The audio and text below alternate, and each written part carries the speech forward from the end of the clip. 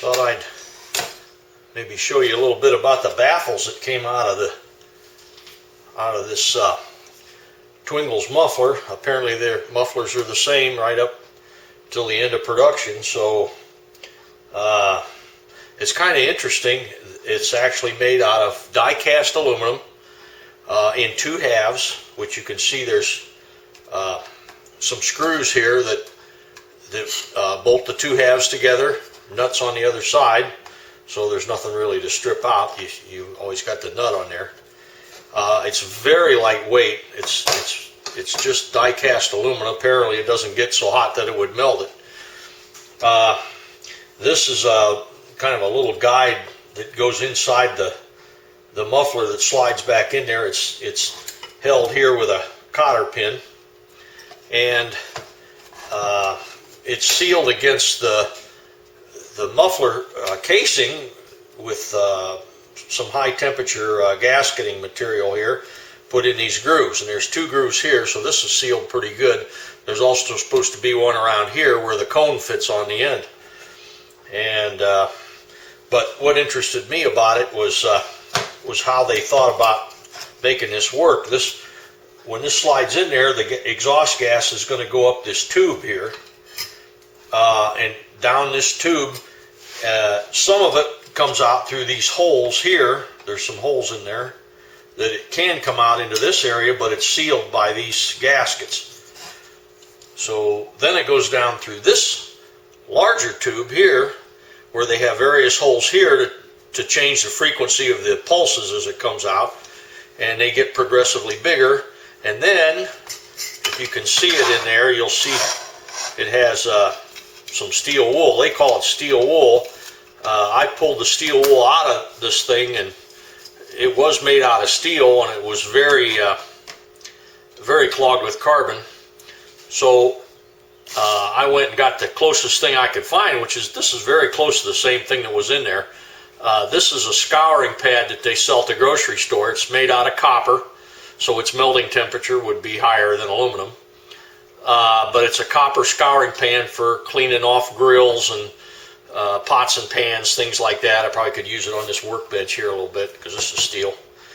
But I was able to get it in there quite easily just by poking it through the holes. You can scrunch it up and poke it down in there. And apparently the way this works is after the exhaust gas comes through this tube, it impinges on this copper wool, or they had steel wool in there, but it hits that, and then it can reflect back, of course, and anything that reflects back is going to go this way, where it has to come out of one of these holes and go around these baffles, which it has to go through this side here, and then of course has to go around the other side to get in here, and then around the other side to go here. So it's kind of going from side to side. It's kind of going around this thing as it comes back. Once it gets all the way back here to the end by all this zigzagging, so exhaust gas is going this way in your muffler, and then it turns around and goes the other way. Then it has to go through this hole here, and it feeds down through this and comes out through this slot right here. As you can see, that slot goes right down in there.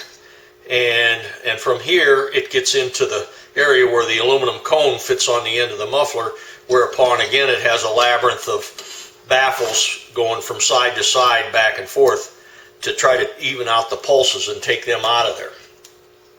So it's kind of interesting. They're trying to split the exhaust gas into different distances that it has to go down. It travels different distances because some of it can shortcut, come out of these holes in this area, go into this small hole. There's a small hole here, which is drilled clear through, and it could go through here and then right straight out the back without going through any of this stuff. So apparently, in order to get the tone right or something, that's how they made it. So I think it's rather clever.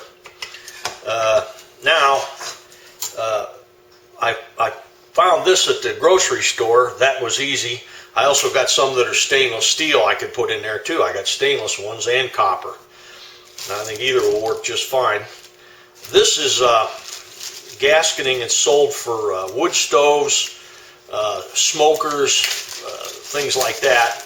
They put it in anything that's a furnace that gets hot. It's good to, I don't know, 1,000 degrees or something like that. And I got this on eBay. They sell it, and it's a 12-foot length of the stuff, which should be plenty, I hope, for doing both bikes mufflers here. But this would fit down in here in that groove.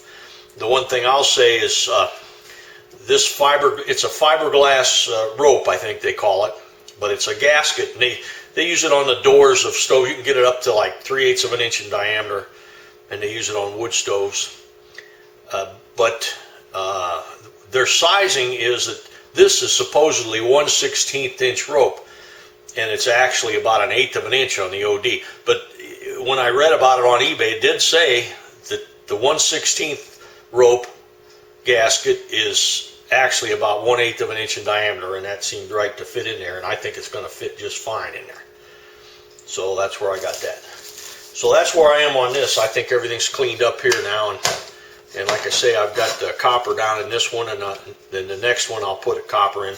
But the copper, or the steel wool that was in there, it was really clogged with carbon. I think if people don't clean these baffles out, they're making a real mistake on these things, because this is so complicated and elaborate, and they weren't using good 2-stroke oil either, so they did deposit a lot of carbon on everything.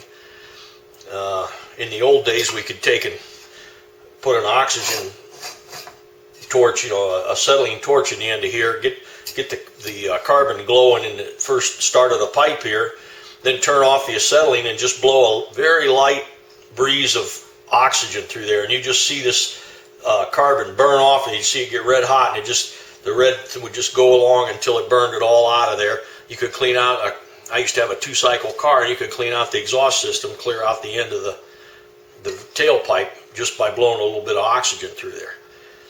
But of course that wouldn't work on this, because you'd ruin your chrome, because this red hot's going to ruin the chrome. You don't want to get it like that. And of course it would totally melt this aluminum. So that system wouldn't work on here. So the only way to do this is either soak it in gasoline or kerosene or something like that, or like I say, I put it in a hot tank over there and cooked it in the hot tank, and then I blasted it in the sandblast cabinet a little bit till I got the real hard carbon that's out there. I didn't try to get it completely clean, because it's just going to get carboned up again. So, but anyways, that's the story on the baffles. They're a lot more complex than anybody would dream. I think they really did some engineering on that, and they didn't have computers, so I don't know how they came up with this idea, but I would imagine for a 250 you have a lot of exhaust pulse, and with this you have a lot of muffler volume, because you got 2 of these things for just 1 cylinder. So there's 2 mufflers and 1 cylinder, and I think it would do a good job of damping out the pulses on that, probably make it a lot quieter than it would be otherwise.